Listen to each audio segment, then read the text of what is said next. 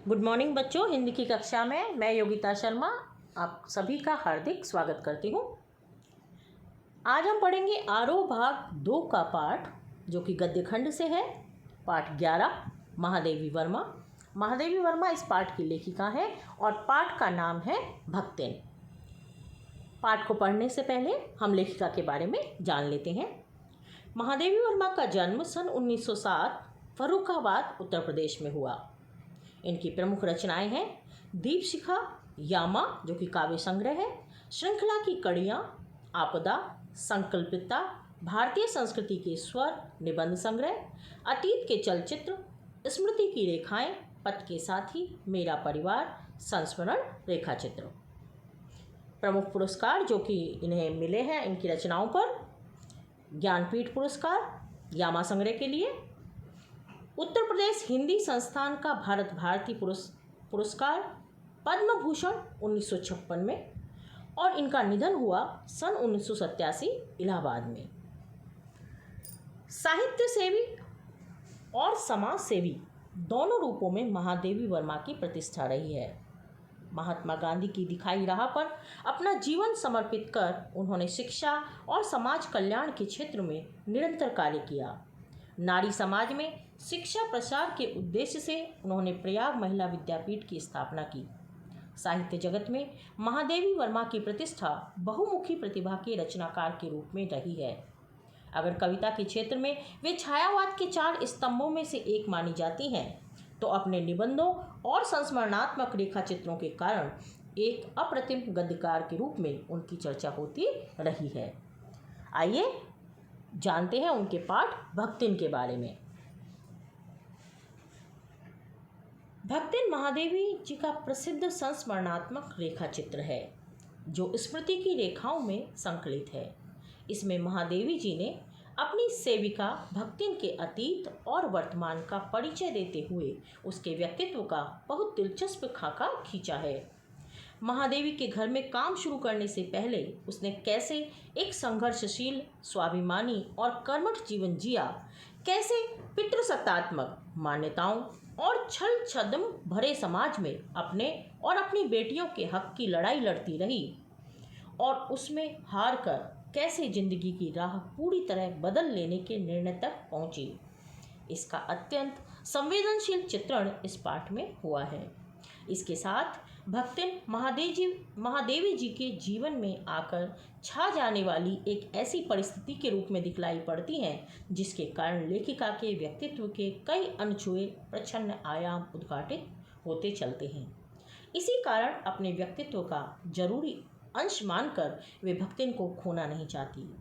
समग्रतः इस पाठ को परिस्थितिवश अक्खड़ बनी पर महादेवी के प्रति अनमोल आत्मीयता से भरी भक्तिन के बहाने स्त्री अस्मिता की संघर्षपूर्ण आवाज के रूप में भी पढ़ा जाना चाहिए। कहने का अर्थ यह है कि ये जो भक्तिन पाठ है ये महादेवी जी का प्रसिद्ध संस्मरणात्मक रेखा चित्र है, जिसमें उन्होंने अपनी सेविका, जिसे कि उन्होंने भक्तिन नाम दिया था, उसके जीवन के अतीत और वर्तमान का वर्णन किया है कि किस प्रकार महादेवी के जीवन में आने से पूर्व उसका जीवन रहा, कौन कौन से संघर्ष उसने किए। वो एक ग्रामीण देहाती महिला थी, तो उसके जीवन में बहुत सारे संघर्ष रहे।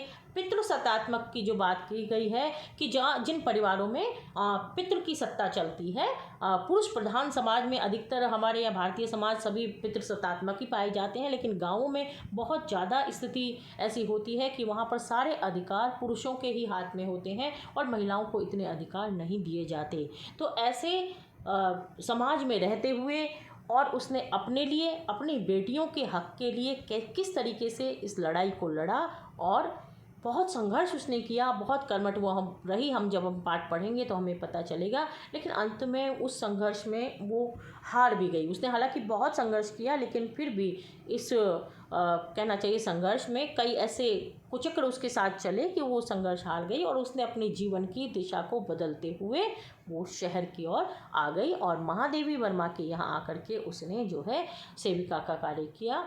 और महादेवी वर्मा के साथ वो रही और इतनी आत्मीयता से वो महादेवी वर्मा के साथ जुड़ गई, उनके जीवन का एक वो अंश बन गई। एक देहाती महिला होते हुए भी एक बहुत सरल साधारण जीवन जीने वाली वो महिला है, लेकिन वो महादेवी के साथ एक ऐसे प्रेम बंधन में एक इतनी आत्मीयता से रही कि महादेवी उससे अलग नहीं होना चाहती, उसको खोना नहीं चाहती। मैं आपको यहाँ पर अब भक्तिन पाठ का, ये पाठ काफ़ी बड़ा है, मैं इसको सार रूप में आपको बता देती हूँ, क्योंकि ये एक संस्मरणात्मक रेखा चित्र है। तो रेखा चित्र जब होते हैं तो किसी के भी व्यक्तित्व का वर्णन किया जाता है। तो यहाँ पर लेखिका कहती हैं कि भक्तिन का कद छोटा था, शरीर बहुत दुबला पतला था, उसके होंठ पतले थे, वह गले में कंठी माला पहनती थी, उसका नाम लक्ष्मी था, परंतु उसने लेखिका से यह नाम प्रयोग न करने की प्रार्थना की थी। उसकी कंठी माला को देखकर लेखिका ने उसका नाम भक्तिन रख दिया। लेखिका कहती है कि सेवा धर्म में हनुमान जी से स्पर्धा करने वाली भक्तिन किसी अंजना की पुत्री न होकर एक अनाम धन्या गोपालिका की कन्या है। यानी कि सेवा धर्म में किससे स्पर्धा करती है? हनुमान जी से। जिस प्रकार हनुमान जी राम जी के परम भक्त हैं, उसी तरीके से जो भक्तिन है वह भी अपनी मालकिन यानी कि महादेवी वर्मा के उसी सेवा भाव से, उसी कहना चाहिए एक स्वामी के प्रति जो समर्पण का भाव होता है, उसी भाव से वह उसकी सेवा करती है। लेकिन यह किसी अंजना की पुत्री नहीं है, यह तो एक अनाम धन्या गोपालिका की कन्या है और उसका नाम था लक्ष्मिन। लक्ष्मिन अर्थात लक्ष्मी। गांव में क्या होता है ना कि जो नाम होते हैं ना, तत्सम शब्द होते हैं, वो तद्भव बन जाते हैं, देश बन जाते हैं, और उसका नाम लक्ष्मी से हो गया लक्ष्मिन। महादेवी कहते हैं कि जिस प्रकार मेरे नाम की विशालता को सहन करना मेरे लिए बहुत दुर्वह है। महादेवी का नाम देखिए क्या है? महादेवी, महान है जो देवी। उसी तरह जो लक्ष्मी थी उसे भी अपना नाम लक्ष्मी नाम बहुत ही, क्योंकि लक्ष्मी एक समृद्धि सूचक नाम है जिसका अर्थ होता है श्री, धन की देवी होती है लक्ष्मी, तो उसको वो इतना सहन नहीं कर पाती, इसीलिए वो कहती है कि मुझे आप इस नाम से ना पुकारें, क्योंकि यह नाम मेरी स्थिति, वर्तमान स्थिति से मेल नहीं खाता है। तो यहाँ पर उसके अतीत के बारे में भी यही पता चलता है कि वह ऐतिहासिक झूसी के गांव प्रसिद्ध अहीर की एक इकलौती बेटी थी। यानी कि झूसी गांव में एक अहीर की वो इकलौती बेटी थी। उसका लालन पालन उसकी सौतेली माँ ने किया था। उसकी जो खुद की माँ थी उसका देहांत हो चुका था। 5 वर्ष की उम्र में इसका विवाह हंडिया गांव के एक गोपालक के पुत्र के साथ कर दिया गया था। 9 वर्ष की उम्र में उसका गौना हो गया था। 9 वर्ष की आयु में ही उसका जो है गौना कर दिया। और गौना कहते हैं कि शादी के बाद जो लड़की विवाह तो हो जाता है छोटी उम्र में, पहले बाल विवाह हुआ करते थे और बाद में जब लड़की बड़ी हो जाती है तो उसे जो है ससुराल भेजा जाता है। लेकिन यहाँ पर उसकी विमाता ने जो है उसका जो गौना था वो बहुत ही जल्दी, बहुत ही कम उम्र में ही उसका जो है गौना करके उसको ससुराल भेज दिया गया। 9 वर्ष की उम्र में गौना हो गया। भक्तिन की विमाता ने उसके पिता की मृत्यु का समाचार देर से भेजा और जब गौना हो गया तो उसके बाद जो है उसके जो पिता थे उनकी मृत्यु भी हो गई। लेकिन क्योंकि उसकी विमाता ने उसका पालन पोषण किया था तो उसे लगा कि कहीं ऐसा ना हो कि ये बेटी जो है इसकी संपत्ति में, इसकी खेती या जायदाद में जो बंटवारा मांगने के लिए आ जाए। तो पिता की मृत्यु का समाचार भी उन्हें बहुत दिनों बाद दिया गया और इतना समय बाद उसको ये समाचार जब दिया गया, उसकी सास के पास ये समाचार पहुंचा, तब जो जा कर के सास ने सोचा कि ये बहुत रोएगी, पीटेगी, घर में अपशगुन करेगी, तो उसने भी उसको बताया ही नहीं कि तुम्हारे पिताजी की मृत्यु हो गई है। और उसे कहा कि तुम्हें बहुत दिन हो गए हैं मायके गए हुए, जाओ अपने थोड़ा मायके होकर के मिल कर के आ जाओ। जब उसने सुना कि मुझे मायके भेजा जा रहा है तो इतनी खुशी हुई उसको कि मानो पंख लग गए हों और वो जो है अपने गांव पहुंची। लेकिन वहाँ पर जो जितनी भी महिलाएं खड़ी थी, गांव के जो लोग खड़े थे, वो बहुत ही सहानुभूतिपूर्ण दृष्टि से उसको देख रहे थे और ऐसा लग रहा था कि अरे लक्ष्मी अब आई, यानी कि इसके तो पिता की मृत्यु कभी हो चुकी है, जबकि वो तो इस बात से अनजान थी। तो जब वो जाती है वहाँ पर उसे पता चलता है कि मेरे पिता की मृत्यु हो चुकी है, और विमाता के व्यवहार में भी कोई प्रेम नहीं था। विमाता यानी सौतेली माता, लेश मात्र भी प्रेम उसका नहीं था, और पिता की मृत्यु हो चुकी थी। तो इस दुख से बहुत ही व्यथित होकर के और उल्टे पाँव बिना कुछ खाए पिए बिना रुके और वह अपने ससुराल लौट आई। और लौट करके उसने अपनी सास को भी बहुत खरी खोटी सुनाई कि आपने मुझसे बताया क्यों नहीं कि मेरे पिताजी की मृत्यु हो गई है। और इस बात का सारा क्रोध उसने अपने पति पर जो है अपने गहने फेंक फेंक कर जो है उसने अपने पिता की जो चिर विछोह की ये मर्म व्यथा थी इसको उसने व्यक्त किया। तो यानी कि यह उसके जीवन का पहला परिच्छेद हम कह सकते हैं, जिसमें कि उसका 5 वर्ष की आयु में उसका विवाह हो गया, 9 वर्ष की आयु में गौना हो गया, पिता की मृत्यु हो गई और विमाता से कोई प्रेम नहीं मिला, और कहना चाहिए मायके से एक तरीके से उसका पूरा जो है एक विच्छेद कहना चाहिए जो है हो गया। अब शुरू होता है उसके जीवन का दूसरा परिच्छेद, लेकिन दूसरे परिच्छेद में भी सुख की अपेक्षा दुख ही अधिक था।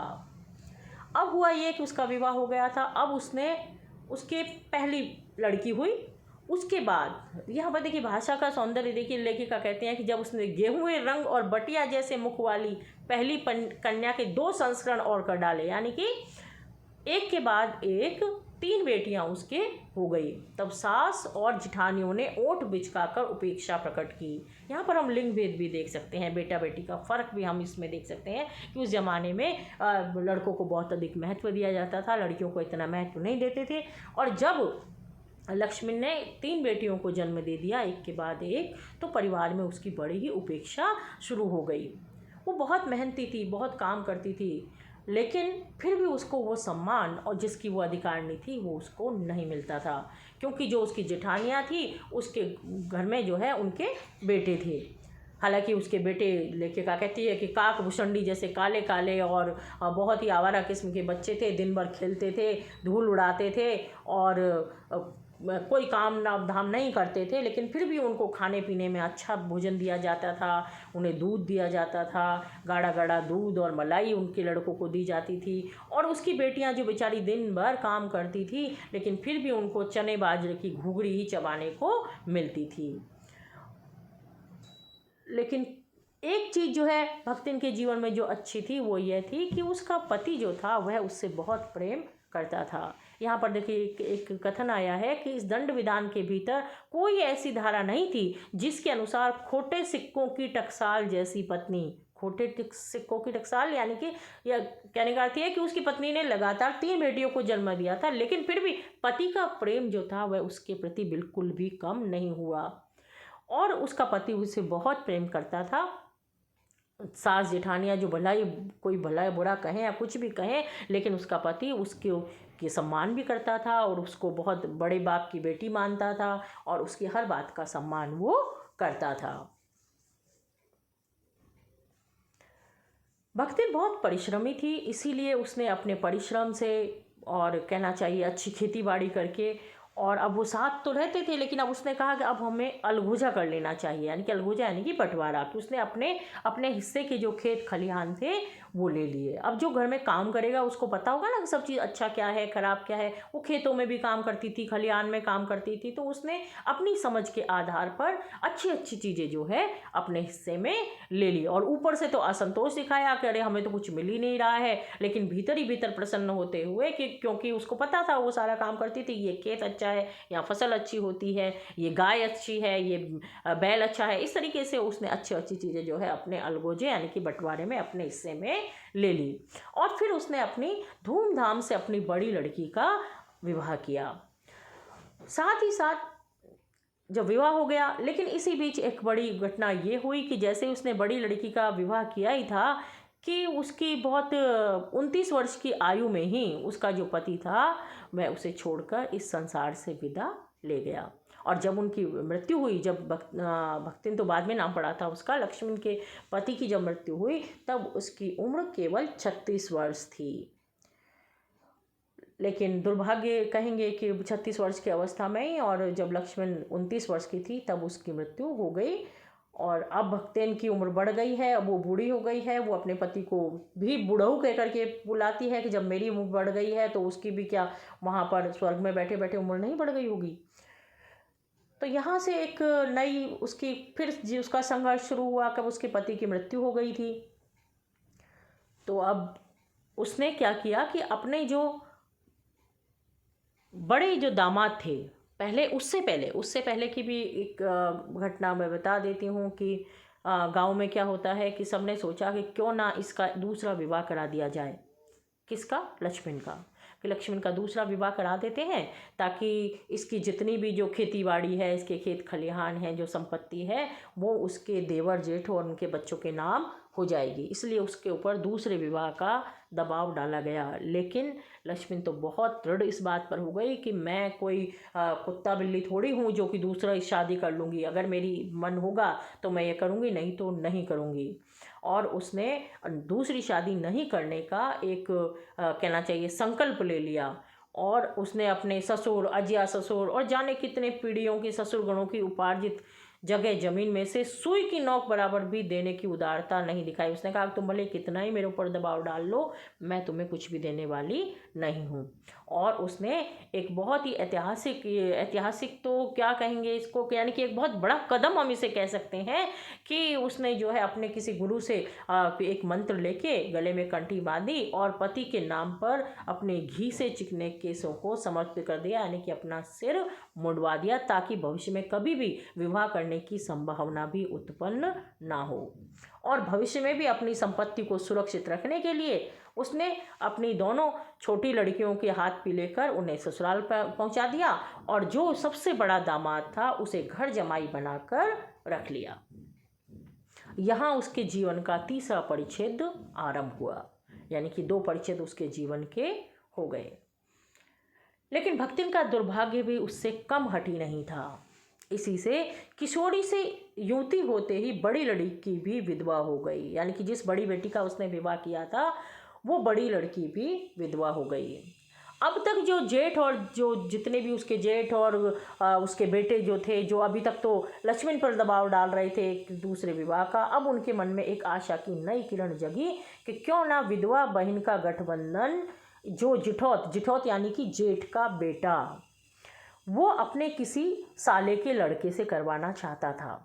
और वो जो साले का जो लड़का था जिससे कि वो उसका विवाह कराना चाहता था, वो बहुत ही एक तीतर बटेर लड़ाने वाला, यानी कि आवारागर्दी करने वाला लड़का था। ऐसे लड़के से वो अपनी उस विधवा बहन की पुनः शादी करवाना चाहते थे ताकि वो लड़का भी उनके कब्जे में रहे और उसके बहाने से उनकी सारी संपत्ति को वो हथिया ले।